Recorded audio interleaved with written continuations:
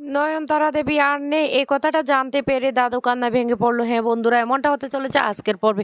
বিস্তারিত জানতে ভিডিওটিতে লাইক দিয়ে চ্যানেলটিকে সাবস্ক্রাইব করে পুরো ভিডিওটি তোমরা দেখতে থাকো। গল্পের শুরুতে আমরা দেখতে পারবো বানি আর অনিরুদ্র থানায় ছুটে যায়, আর সেখানে গিয়ে পুলিশ অফিসারের সাথে কথা বলে বলতে লাগলো, আমরা মামনিকে নিতে এসেছি, আমরা কি মাসিমণিকে নিয়ে যেতে পারবো? অফিসার তখন বলতে লাগলো, ঠিক আছে আপনারা এখন নিয়ে যান, পরে তদন্তর জন্য কিন্তু আবার ওনাকে আসতে হবে। বানি তখন বলতে লাগলো, ঠিক আছে অফিসার। কিন্তু হঠাৎ করে একটা কল আসে, আর কলের সাথে সাথে অফিসার তখন বলতে লাগলো, না আপনারা ওনাকে নিয়ে যেতে পারেন না, কারণ ডাক্তারের রিপোর্ট চলে এসেছে। হয়তো সেটা আপনারা জানতে পেরে তাড়াতাড়ি ওনাকে এখান থেকে নিতে এসেছেন, কিন্তু আমরা জানতে পেরেছি যে ওনার ওষুধ নাকি ওই পায়েসের মধ্যে পাওয়া গেছে। তখনই সাথে বলতে লাগলো, কি বলছে কি বলছে বানি? বানি তখন বলতে লাগলো, হ্যাঁ সত্যি বলছে মাসিমণি, মামামের খাবারে তো তোমারই ওষুধ পাওয়া গেছে। তখনই সাথে কান্নাকাটি শুরু করে আর বলতে লাগলো, বানি বিশ্বাস কর, আমি কেন এই কাজটা করতে যাবো? এতটুকু একটা ছোট বাচ্চাকে আমি আমার আরে সেই নার্ভের ওষুধ দিয়ে দেবো, তাও আবার কড়া ডোজের? আমি এটা কল্পনাতেও আনতে পারি না। আরে তানিয়া তো আমার নিজের নাতনি। অনিরুদ্র তুই আমাকে বিশ্বাস কর। বানি তখন বলতে লাগলো, মাসিমণি আমি তোমাকে বিশ্বাস করি, তুমি এই কাজ কোনোদিন করতে পারো না। হ্যাঁ, এখন তো তানিয়া সুস্থ হয়ে গেছে, তুমি কোনো চিন্তা করো না, সব ঠিক হয়ে যাবে। কিন্তু অফিসার তখন বলতে লাগলো, না আপনারা ওনাকে কিছুতে নিয়ে যেতে পারেন না। তখন সাথী কান্নাকাটি শুরু করে। বানি তখন বলতে লাগলো, মাসিমণি মাসিমণি আপনি আমার উপর ভরসা রাখুন। অফিসার কেন আমরা ওনাকে নিয়ে যেতে পারবো না? অফিসার তখন বলতে লাগলো, যতক্ষণ না প্রমাণ না হয় ততক্ষণ না আমরা ওনাকে কিছুতে ছাড়তে পারবো না। বানি তখন বলতে লাগলো, তাহলে আমি আসল অপরাধীকে টেনে এখানে নিয়ে আসবো, তারপর যে শাস্তি দেওয়ার আপনাকে দিতে হবে। অফিসার তখন বলতে লাগলো, আপনি আইন নিজের হাতে তুলে নেবেন না। বানি তখন বলতে লাগলো, কেন অফিসার, আমি কেন আইন নিজের হাতে তুলে নেবো? আমি শুধু অপরাধীকে ধরে এখানে নিয়ে আসবো, আপনি শুধু অপরাধীকে শাস্তি দেবেন। এই কথা বললে তখন বানি তার মাসিমণিকে বলতে লাগলো, মাসিমণি তুমি কোনো চিন্তা করো না, আমরা এখান থেকে তোমাকে মুক্ত করে নিয়ে যাব। আর তখনই সেই মুহূর্তে অনিরুদ্রর কাছে ফোন আসে, আর অনিরুদ্র ফোনটা পেয়ে বলতে লাগলো, কি বলছেন কি বলছেন আপনারা, কিভাবে রিলিজ হলো? বানি তখন বলতে লাগলো, কি হয়েছে মিস্টার চ্যাটার্জি? অনিরুদ্র তখন সবটা জানালে বানি তখন বলতে লাগলো, এক্ষুনি আমাদেরকে বাড়ি ফিরতে হবে। এইদিকে তানিয়াকে নিয়ে আসে মৌলুদের বাড়িতে, আর সেখানে এনে বৈদ্যুৎ বারবার করে তানিয়াকে ভুলভাল বোঝানোর চেষ্টা করতে থাকে। তানিয়াকে বলতে থাকে তার মা বাবা নাকি ঘুরতে গিয়েছে তাকে ফেলে রেখে, কিন্তু তানিয়া কিছুতে সেটা বিশ্বাস করে না। তানিয়া বলতে লাগলো, আমার মা ভালো, আমার বাবা ভালো, ওরা কোথাও আমাকে রেখে যায় না, ওরা ঘুরতে যাওয়ার সময় আমাকে নিয়ে যায়। তখন বিদ্যুৎ বলতে লাগলো, আরে বাবা তোমাকে এখন কেন নিয়ে যাবে? ওরা তো একটা নতুন বেবি আসবে না, ওর কথা ভাবছে, তোমার কথা কেউ ভাবছে না। তখন বিদ্যুতের মাও মিথ্যে মিথ্যে কথা বলতে থাকে, কিন্তু তানিয়া কিছু বিশ্বাস করে না। তানিয়া বারবার বলতে লাগলো, আমার মা এরকম না, আমার মা খুব ভালো, আমার মা আমাকে একা ফেলে কোথাও যায় না। তখন বিদ্যুতের মা বলতে লাগলো, দেখ দেখ দেখ বিদ্যুৎ কিভাবে বলছে। আরে বানি, বানি সবসময় তোমাকে মিথ্যে কথা বলে। তানিয়া তুমি জানো না দিদিভাই, আমি তোমাকে বলছি তোমার মা মিথ্যে কথা বলে, তুমি তো এখনো ছোট, সেই জন্য তোমার মা সবসময় তোমাকে ভুলভাল বোঝায়। এদিকে নয়নতারা দেবী আর মৌলি বলতে লাগলো, আজকে সুযোগ, বাড়িতে মা বাবা নেই, এই সুযোগে সে বানির মেয়ের ব্রেন ওয়াশটা করতে হবে, এমনভাবে ব্রেন ওয়াশ করবো যাতে বানির মেয়েই বানিকে ঘৃণা করে। আর তখন সেখানে বান্টি দুধ নিয়ে চলে আসে, আর এসে বলতে লাগলো, যেমন বনল তেমন বাঘা তেঁতুল, এই নিন দুধটা খান। তখন নয়নতারা দেবী বলতে লাগলো, আমি দুধ খাবো? গাধা কোথাকার, দুধটা ওই বাচ্চাটাকে দেই।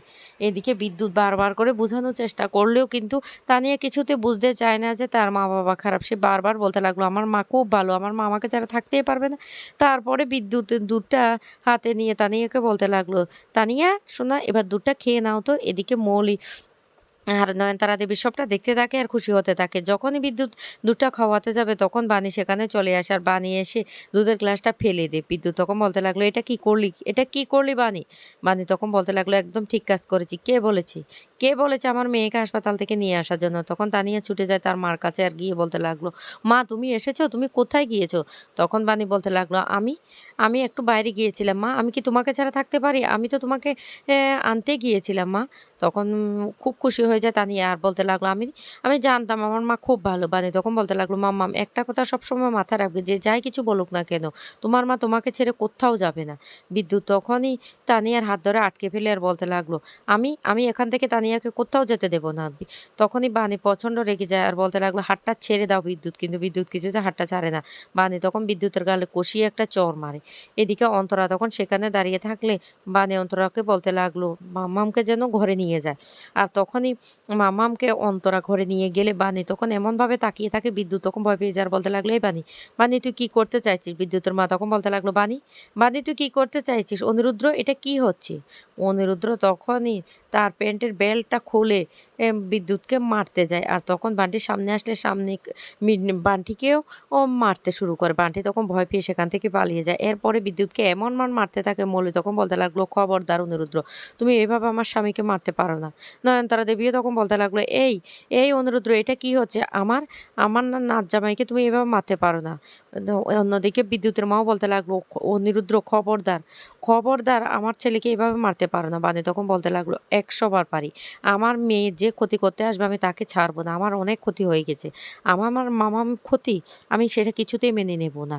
তখনই অনিরুদ্র এমন মার মারতে থাকে, বিদ্যুৎকে আর বলতে লাগলো, ভবিষ্যতে আর একটা বার অন্যায় করার আগে ৩ বার ভেবে নিবি।"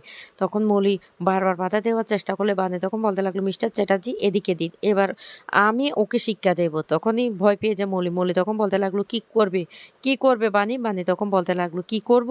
কি করব? দাঁড়াও, আমি এবার দেখিয়ে দিচ্ছি।" তো এই বলে মৌলিকেও মারতে শুরু করে। তখন বিদ্যুৎ এতটাই ভয় পেয়ে যায়, বিদ্যুৎ তখন বলতে লাগলো, "এই বানি, তুই এটা কি করছিস? এটা তুই করতে পারিস না।" কিন্তু কিছুতেই বানি ছাড়ছে না মৌলিকে।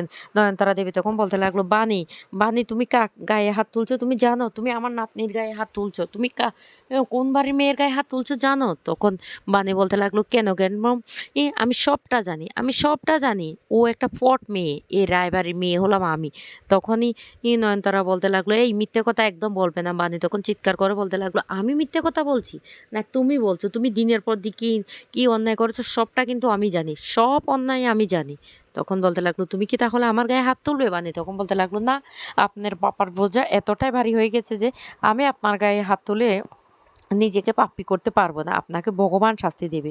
আপনাকে ভগবান শাস্তি দেবে।" এই কথা বলার সাথে, সাথে তখন নয়নতারা তাড়াহুড়ো করে যখন সিঁড়ি বেয়ে উপরে উঠতে যাবে, হঠাৎ করে সিঁড়ি থেকে পড়ে যায় নয়নতারা দেবী। আর পরে অজ্ঞান হয়ে যায়। আর এদিকে মৌলি চিৎকার করে বলতে লাগলো, "গ্র্যান্ড মমি, তোমার কি হয়েছে? কি হয়েছে? গ্র্যান্ড মমি, কথা বলো।" বিদ্যুতের মাও তখন কাছে ছুটে আসে আর বলতে লাগলো, "সর্বনাশ!